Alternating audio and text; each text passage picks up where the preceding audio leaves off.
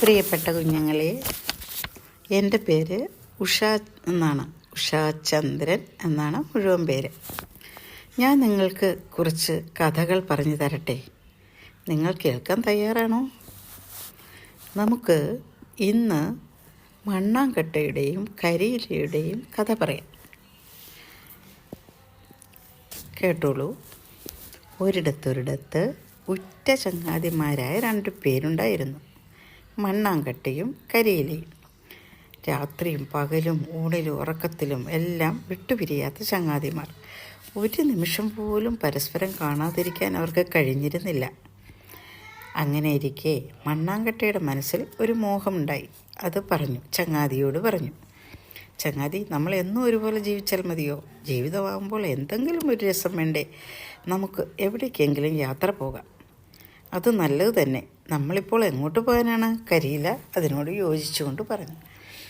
ഏതായാലും നമ്മൾ പോകാൻ തീരുമാനിച്ചു. അതുകൊണ്ട് നല്ലൊരു സ്ഥലത്തേക്കാവാം യാത്ര. പുണ്യസ്ഥലമായ കാശിയിൽ പോയാൽ നമുക്ക് കാഴ്ചയും കാണാം, പുണ്യവും കിട്ടും. അടുത്ത നാൾ പുലർച്ചെ തന്നെ മണ്ണാങ്കട്ടയും കരയിലയും കാശിക്ക് പോകാൻ തയ്യാറായി. വലിയ സന്തോഷമായിരുന്നു അവർക്ക്. മണ്ണാങ്കട്ട നിലത്തുകൂടി ഉരുണ്ടും കരിയില കാറ്റത്തങ്ങനെ പറന്നും പോയി. കഥ പറഞ്ഞും പാട്ടുപാടിയും നാമം ജപിച്ചും അവർ കുറേ ദൂരം പോയി. ഇനി എത്രയോ ദൂരം പിന്നിട്ടാലാണ് കാശിയിലെത്താനാവുക. എങ്കിലും അവർക്ക് തളർച്ച തോന്നിയില്ല. പിന്നെയും നടന്നപ്പോഴാണ് ചെറിയ തോതിൽ കാറ്റ് വീശാൻ തുടങ്ങിയത്. ഇളം കാറ്റ് അവരെ തഴുകി കടന്നു പോയപ്പോൾ കരിയിലയുടെ മുഖം വാടി.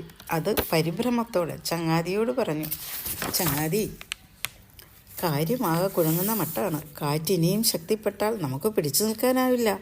ഞാൻ എങ്ങോട്ടേലും പറന്നു പോവും. എന്നെ കാണാൻ പറ്റില്ല. പിന്നെ നീ അതോർത്ത് വിഷമിക്കരുത് ചങ്ങാതി. എത്ര വലിയ കാറ്റ് വന്നാലും ശരി, ഞാൻ കൂടെയുള്ളപ്പോൾ നിനക്കൊന്നും സംഭവിക്കില്ല. കരിയിലയെ സമാധാനിപ്പിച്ച് മണ്ണാങ്കട്ട പറഞ്ഞു. അത് കേട്ടപ്പോൾ കരിയില തെല്ല ആശ്വസിച്ചു. അധികം കഴിയും മുമ്പേ ശക്തമായ കാറ്റടിച്ചു. മണ്ണാങ്കട്ട പെട്ടെന്ന് തന്നെ ഒരൊറ്റ ചാട്ടം ചാടി കരിയിലയുടെ മുകളിൽ കയറിയിരുന്നു. കുറേ നേരം കാറ്റ് വീശിയടിച്ചിട്ടും കരിയിലേക്ക് ഒന്നും പറ്റിയില്ല. കാറ്റ് ശമിച്ചപ്പോൾ മണ്ണാങ്കട്ട ചങ്ങാതിയുടെ ദേഹത്തു നിന്നും ഇറങ്ങി. തുടർന്ന് 2 പേരും യാത്ര തുടങ്ങി. കുറേ ദൂരം പിന്നിട്ടതും മാനം ഇരുണ്ടു വന്നു. എങ്ങും മഴമേഘങ്ങൾ നിരന്നു. അത് കണ്ട് മണ്ണാങ്കട്ട പരിഭ്രമിച്ചു. അതുവരെ വായി നിറയെ സംസാരിച്ചിരുന്ന ചങ്ങാതിയുടെ ഭാവമാറ്റം കണ്ട കരിയില ചോദിച്ചു, എന്തു പറ്റി ചങ്ങാതി? നിന്റെ മുഖം വാടിയല്ലോ. ഒന്നുമില്ല, നീ ആ മാനം കണ്ടില്ലേ? നല്ല മഴ ഉടനെ ഉണ്ടാവും. മഴ നനഞ്ഞാൽ പിന്നെ എൻ്റെ കാര്യം പറയണോ? നിന്റെ മുന്നിൽ വെച്ച് തന്നെ ഞാൻ കുതിർന്ന് ഇല്ലാതെയാവും. അത് കേട്ട് പുഞ്ചിരിയോടെ കരിയില ചങ്ങാതിയെ സമാധാനിപ്പിച്ചിട്ട് ഇങ്ങനെ പറഞ്ഞു, കാറ്റടിച്ചപ്പോൾ നീ എന്നെ രക്ഷിച്ചില്ലേ? അതുപോലെ മഴയിൽ നിന്ന് ഞാൻ നിന്നെ രക്ഷിക്കും. സംശയം വേണ്ട.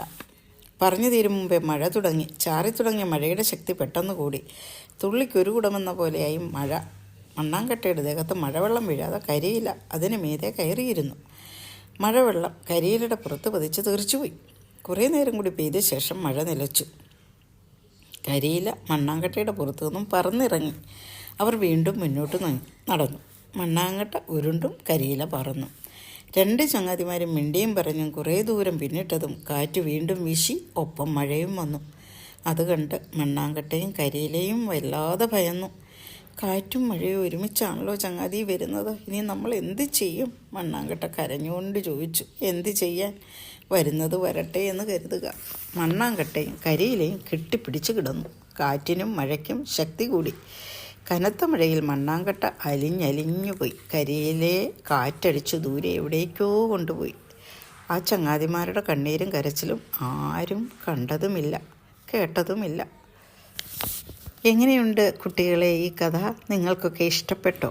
ഇഷ്ടപ്പെട്ടെങ്കിൽ നിങ്ങൾ ഇതിനടിയിൽ കമൻറ്റ് ചെയ്യുക, സബ്സ്ക്രൈബ് ചെയ്യുക, കമൻറ്റ് ചെയ്യുക. നമുക്ക് ഇനിയും ഈ കഥ തുടരാൻ സാധിക്കും. അടുത്ത് ഞാൻ വരുന്നത് അടുത്ത ആഴ്ച മറ്റൊരു കഥയുമായിട്ടായിരിക്കും. സ്നേഹം, നിങ്ങളോടെല്ലാം സ്നേഹം.